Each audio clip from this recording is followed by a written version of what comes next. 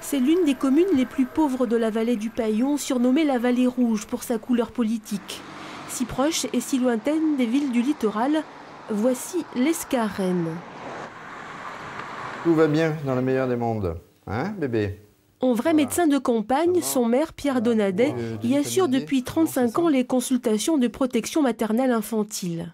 Ça maintient, si vous voulez, les gens sur place. Ils n'ont pas à se déplacer. Donc, dans le cadre environnemental actuel, c'est un plus aussi. Dans le cadre social, c'est un plus énorme. Et deuxièmement, pourquoi la PMI avec la crèche? Parce que ça va permettre aux mamans, demain, avec la création de la crèche, de pouvoir aller travailler. À défaut de miser sur les 3 A, la municipalité a choisi les 3 E, environnement, école, emploi. Entre deux consultations, Pierre Donadet troque sa blouse de médecin contre celle d'élu pour une visite de chantier au pas de course pour vérifier l'avancement des travaux de voirie réalisés par des jeunes en contrat aidé. Bon, ça va les jeunes? Ça nous coûte moins cher parce qu'on fait tous ces travaux en régie. Hein, donc on a des aides, comme vous le savez, mais nous sommes la commune la plus pauvre. Donc des villes de plus de 2000 habitants dans les Alpes-Maritimes.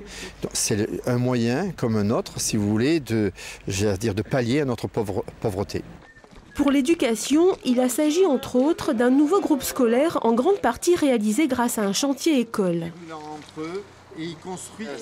Ça nous évite des frais d'études et que ces études elles seront peut-être originales avec des jeunes étudiants qui vont donner le meilleur d'eux-mêmes. Je pense que ça peut faire quelque chose de bien.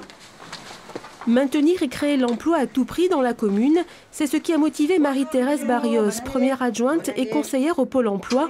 Elle est à l'initiative avec d'autres communes de l'Âge d'Or, une association d'aide à la personne qui a embauché sur place 15 salariés pour 50 bénéficiaires. Vous avez par exemple des personnes qui ont besoin d'un passage journalier, y compris le samedi et le dimanche, et un passage d'une demi-heure. Ce n'était pas possible de faire travailler des gens qui venaient de Nice, et donc on a décidé de créer notre association. Autre chantier de taille, un centre d'accueil de la Croix-Rouge pour handicapés. Il accueillera 60 personnes et créera autant d'emplois.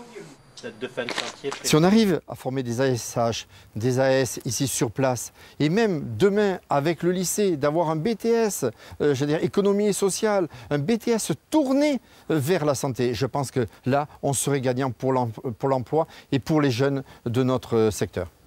Des bâtiments qui poussent comme des champignons, des projets à revendre. Dans la Vallée Rouge, l'Escarène reprend des couleurs.